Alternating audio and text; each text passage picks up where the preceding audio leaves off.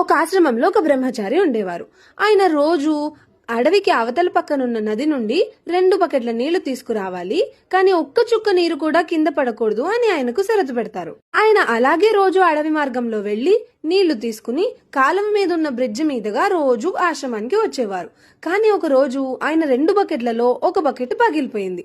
ఆ పగిలిపోయిన బకెట్లో నీళ్లు ధారగా కారుకుంటూ ఆఖరికి కొంత దూరానికి దాంట్లో కొన్ని నీళ్లు మిగులుతాయి. ఇది చూసి బాధపడిన ఆయన ఇంకా ఈ నీళ్లు దేనికి పనికిరావని అక్కడున్న ఒక ఎండిపోయిన గులాబీ మొక్కకి పోస్తారు. 2వ రోజు కూడా ఇలాగే మళ్ళీ అదే గులాబీ మొక్కకు పోస్తారు. ఇక 3వ రోజు కూడా విసిగిపోయి ఈ నీళ్లు నేనేం చేసుకుంటానని మళ్ళీ గులాబీ మొక్కకు పోసేసరికి ఆ ఎండిపోయిన గులాబీ మొక్క అందమైన పెద్ద గులాబీగా విచ్చుకుని ఆయనకు కనపడుతుంది. దీంట్లో మీకేమర్థమైంది? దేనికి పనికిరాదనుకున్న ఒక పగిలిపోయిన బకెట్ ఒక ప్రాణాన్ని నిలబెట్టింది. ఎండిపోయిన మొక్కని అందమైన గులాబీగా మార్చింది. మన లైఫ్ లో కూడా అంతే. చాలా ఇంపర్ఫెక్షన్స్ తో ఉన్నాము, దేనికి పనికొస్తాం అనుకుంటాం. కానీ దేవుడు ప్రతి ఒక్కళ్ళని ఒక పర్పస్ తో పంపిస్తాడు. మనం చేసే పని చిన్నదైనా దాని డిఫరెన్స్ చాలా పెద్దది. జాగ్రత్త.